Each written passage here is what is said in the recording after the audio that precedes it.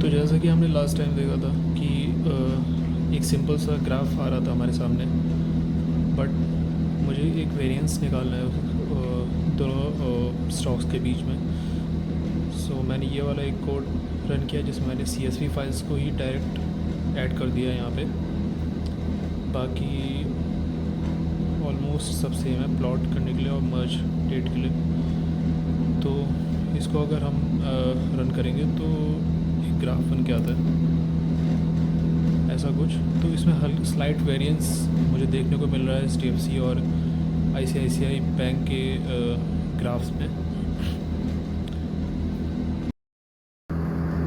तो अगर मैं देखूं कि हमने क्या क्या मैंने कर लिया है, तो लोकल ICICI और HDFC बैंक के CSVs को मैंने अपलोड कर दिया है। बाकी क्लीन और मर्ज हो चुका है हमारा डेटा। अब बारी है को इंटीग्रेशन चेक करने की, Z स्कोर स्प्रेड बनाने की और identify the exit and entry points of the based on the signals. So पहले जानेंगे कि what is spread. So most importantly like spread होता है कि अपन पेयर ट्रेडिंग के लिए दो स्टॉक्स के रिलेशनशिप को समझे। Like if HDFC is equal to 1.5 times of ICICI। So अगर HDFC 1500 था और एकदम से 1600 हो जाता है और ये रिमेन सेम होता है, सो ऑब्वियस सी बात है कि HDFC bank is now over valued with respect to ICICI. So now we can short HDFC and buy the ICICI bank, assuming they will return to their historical relationship, which is spread, जो हमने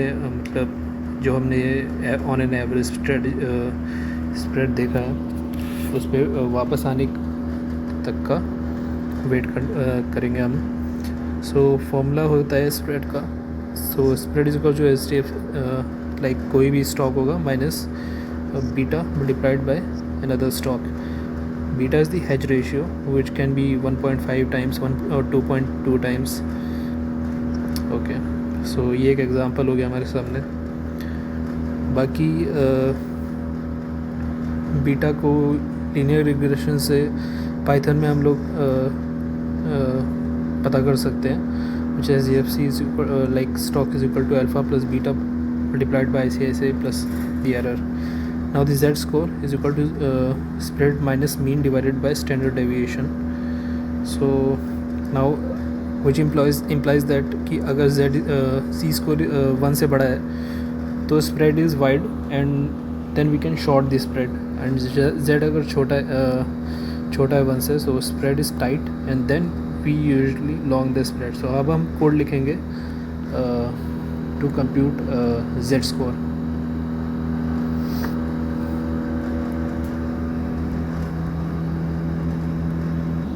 और को integration check करने के लिए। तो अब बात करेंगे बैंक निफ्टी और निफ्टी के लेवल्स के बारे में। सो 57,000 पे अभी ये मूव हो रहा है। बाकी 57,500 एक रेजिस्टेंस है जिसको क्रॉस करने के बाद 58, 59 और 60 तक भी जा सकता है। ये कोई बड़ी बात नहीं होगी, मंथ एंड तक चला जाए 60 तक। बाकी अगर डाउन साइड की बात की जाए तो मेजर सपोर्ट ऑलमोस्ट 55,500 पे मिलेगा हमें, जिसके बाद गिरने पे 53, 54 आ सकता है। निफ्टी की बात करें तो अभी करंट लेवल है 22,456। नेक्स्ट अगर एक्सपायरी की बात करेंगे हम, जो which is 10th of July, so that will be around if we see on the call side, तो US और इंडिया की डील जो थी 9th पेंडिंग थी, उसके बाद तो उस डील के हिसाब से ही मार्केट में स्टीयर करेगा 9th और 10th को, क्योंकि मंडे तक डील का कुछ पता रहना चाहिए हमें। सो उस हिसाब से हम देखेंगे मंडे को क्या प्राइस रहता है। तो तब तक के लिए थैंक यू फॉर वॉचिंग।